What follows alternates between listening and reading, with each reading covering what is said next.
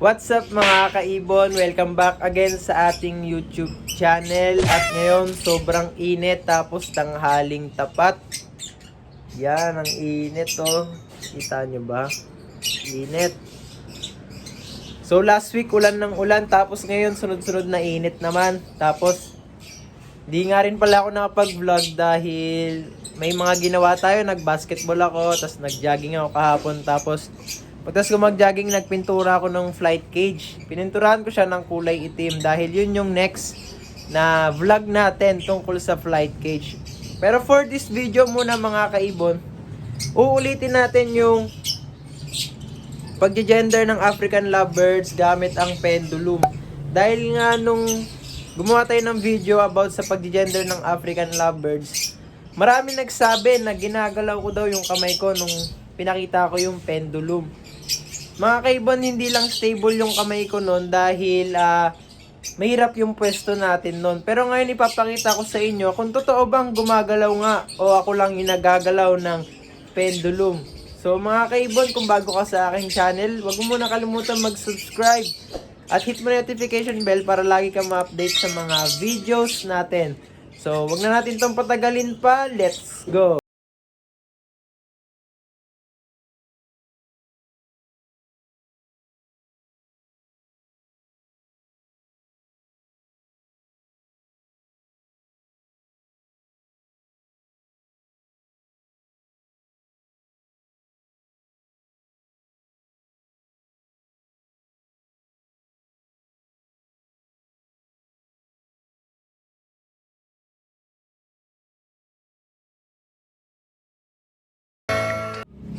So ayun mga kaibon, kumuha na ako ng ating mga ipipendulum. Yung iba dyan ay mga bata pa, 3 months. Marunong nang kumain mag-isa. Walang problema mga kaibon kung bata pa dahil nung bumili ako, yun oh, yung proven na mauve par blue natin. Split o para nag-anak nung violet par blue opaline. Ay binili ko yan bata pa, tapos yun agad yung tinuro sa akin sa pagge-gender, yung pendulum. Nabili ko sila 3 months. So pinakitaan agad ako na sa pendulum lang daw siya nagge-gender at hindi pa daw siya sumasablay sa mga pinagpaparis niya gamit ang pendulum. So doon ako na-amaze kasi bago pa lang ako sa pag-iibon, tapos may ganun pala sa pag-iibon. So ito mga kaibon, magpe-pendulum na tayo ng mga kinuha natin sa flight cage. Yung isa dito ay proven na hen. So titignan natin kung iikot ba siya o diretso. Oo nga pala mga kaibon, pagka diretso, ganyan, yung galaw ng pako, kak siya. Kapag ka umikot naman, ganyan, umikot. Yan, pag umikot, ang gender niya ay hen. So ulitin natin, pag diretso yung galaw ng pako, automatic cock siya. And pag umikot, hen ang indication niya. So ito mga kaibon, mag-umpisa na tayo.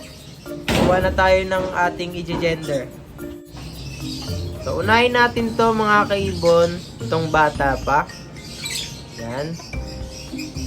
Bagong baba pa siya.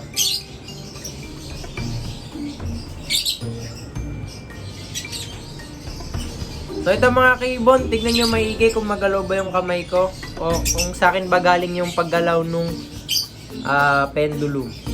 Yan. Dito ako kita.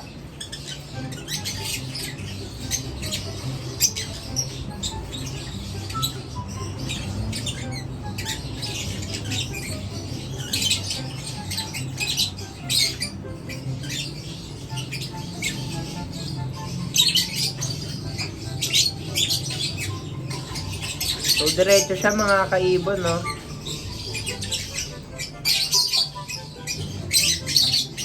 Yan.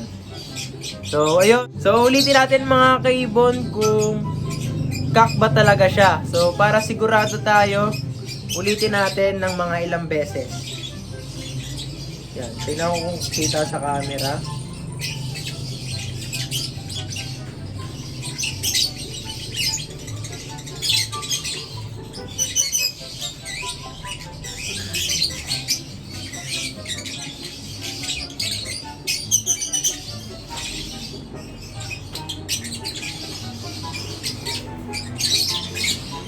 mga kaibon ha. Ang lakas.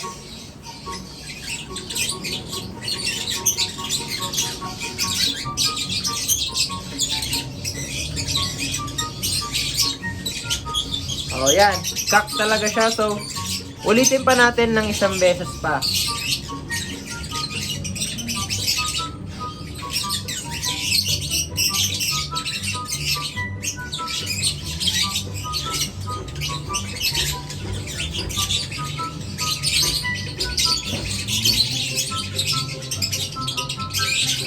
So mahangin.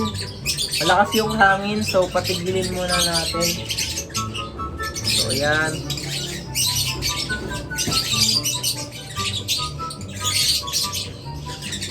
Humangin ulit. Lakas. So, patigilin muna natin yung hangin, no? Ayan. Bukas kasi yung bintana natin kasi mainit.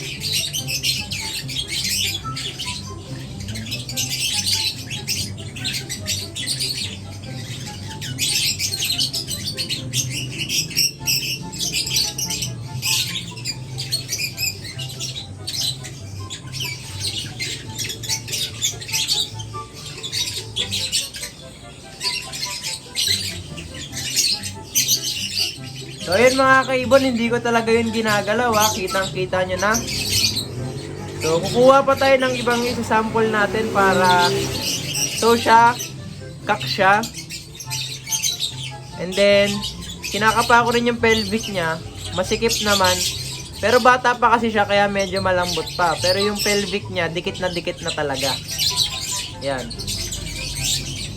Yan. Dikit talaga siya. So, mataas ang chance na kak talaga siya dahil sa pendulum, kak nga siya.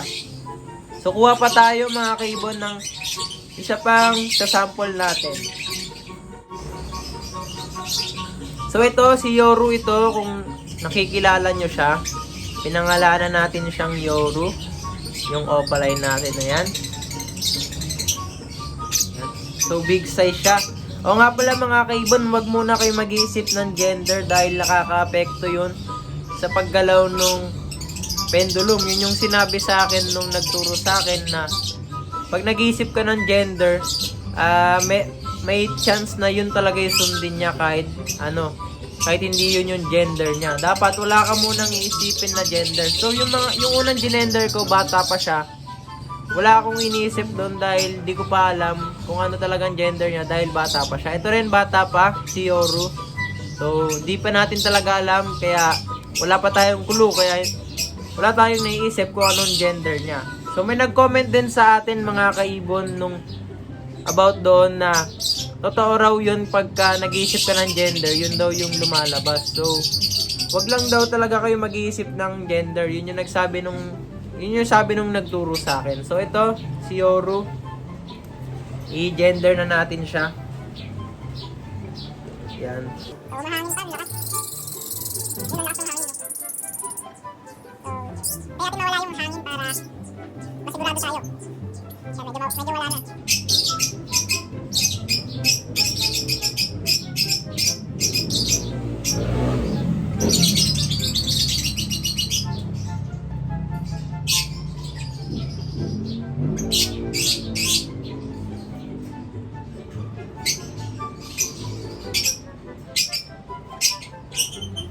So, diretso siya, no?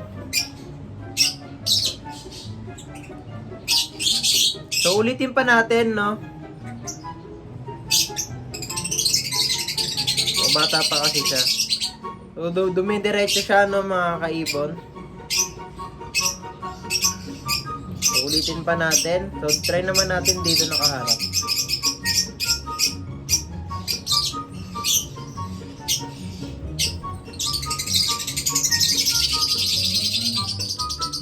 Yun, paikot pala siya mga kaibon. Ayan o. Yan o, ikot o. Kita niya. Sumusunod siya o. Sumusunod din yung pako o. O, di nyo na nakikita. Teka lang. Baka sabihin nyo, ginagalaw ko.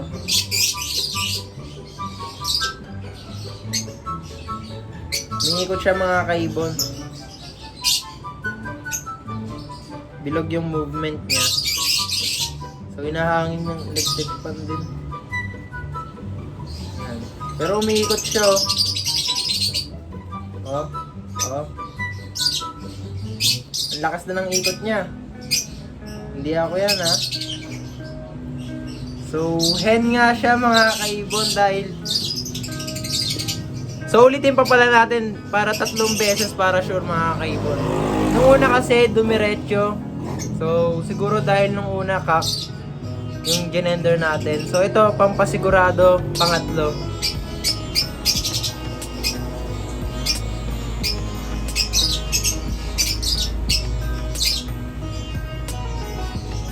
Umikot na.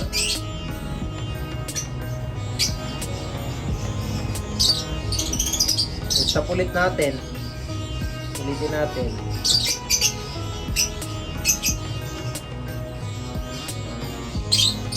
Umikot nga siya. Bilog nga siya mga kaibon. Yan, bilog. So bilog siya mga kaibon. Tapos sobrang buka nung pelvic niya. So hen talaga ang assumption natin dito ngayon dahil na pendulum na natin siya. So, possible hen. Na siguro. Yan, ang ating opaline. Yan, no, napakaganda. So, try naman natin yung isang proven na head.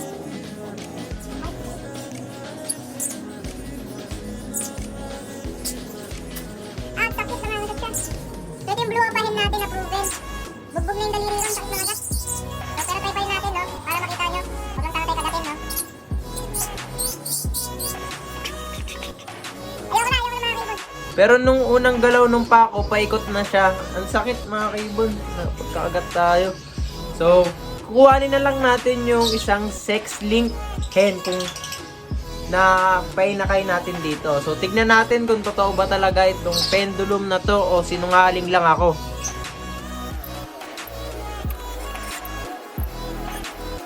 Ito yung sinasabi ko. Yan. Na Violet Par Blue Opaline. So, yung parents nito, yung unang binili ko. Yung pair natin na proven na. Tapos, yun yung genender nung binilan ko na 3 months pa lang. So, yun yung unang ibon ko. Tapos, pendulum yung ginamit niya sa pag-gender. So, yun agad yung nakita ko. So, ang galing nun mga kaibon. Sobrang na-amaze ako nung araw na binili ko yung mga ibon na yan. So, ito, sex link hen. Tignan natin kung iikot siya. Pero wag di natin iisipin yung gender niya, no. Ibablanko muna natin yung isip natin. Okay, mag-start na tayo.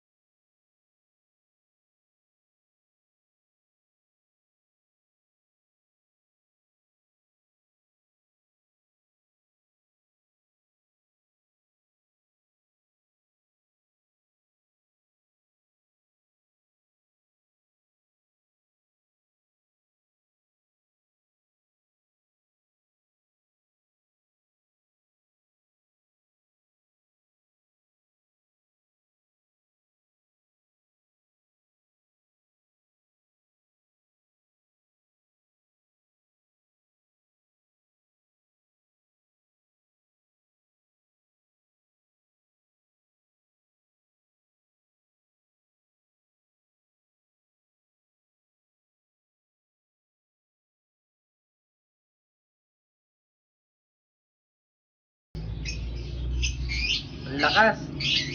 So pag inisip nyo nga talagang kak siya mga kaibon, kak yung lalabas, kailangan wala talaga kayong iisipin. So ito, hindi natin iisipin na kahit ano.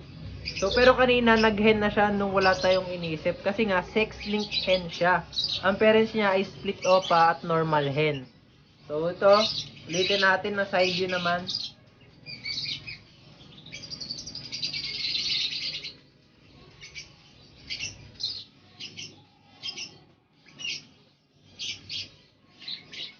Ikot siya, oh. So, di ba umiikot mga kaibon?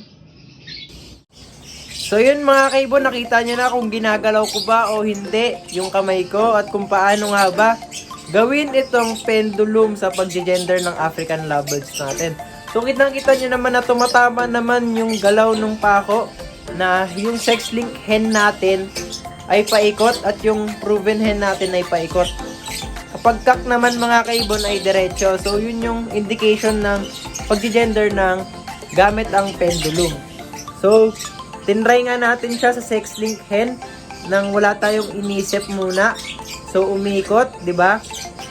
Tapos nung inisip natin na kak ay dumiretso naman yung galaw ng pako. So ang pendulum mga kaibon, tama nga na kailangan lang niya na wala tayong iniisip para maging accurate yung lalabas na indication ng pako. So, yung iba kasi mga kaibon siguro, kaya nila sinasabing hindi totoo itong pendulum. Dahil nga mga kaibon ay nag-iisip sila ng gender. So, kailangan lang natin mga kaibon ay wala muna tayong assumption. Tapos ulitin natin ng mga ilang beses para masigurado tayo. So, pwede to sa mga young na mga ibon. So, wala namang problema mga kaibon kung hindi kayo naniniwala. So, meron namang DNA. At dagdag lang naman ito sa mga basihan natin para sa pag-gender ng African lovebirds para mas makatipid. Pero mga kaibon, nung nalaman ko to, dito na ako talaga nagbase ng pag-gender ng African lovebirds. Although hindi pa naman ako perfect mag-gender gamit ang pendulum dahil minsan naiisip ko pa rin yung gender, naiisip ko pa rin agad kung anong gender niya, kaya medyo nagkakamali tayo. Pero yung nagturo sa atin mga kaibon, wala pa siyang sablay sa mga pinagpapares niya, ang gamit niya lang ay pendulum. So ayun mga kaibon, sana may natutunan kayo. Maraming salamat nga pala sa 1.9k subscribers. Nung last video natin ay 1.8 lang tayo. So ngayon, nasa 1.945 na at road to 2k subscribers mga kaibon. Maraming salamat sa mga sumusuporta at see you on our next vlog.